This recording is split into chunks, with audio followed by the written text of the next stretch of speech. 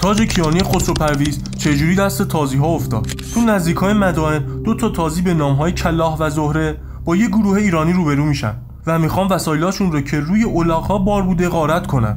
ایرانی‌ها حتی با دستای خالی هم مقاومت کردن تا حدی که درگیری بالا گرفت و یکی از الاغ‌ها توی آب افتاد. بعد 2 از ایرانی‌ها شیرجه میزنن تو آب که الاغ رو نجات بدن. زهره تازی وقتی که این صحنه رو میبینه میگه قسم میخورن بار این الاغ‌ها باید چیز مهمی باشه وگرنه این ایرانی‌ها با دستای خالی چنین جانانه نمی‌جنگیدن. بعد که کلاغ و زهره وسایلا رو بررسی میکنن میبینن جواهرات شخصی خسرو پرویز بین وسایلا بوده.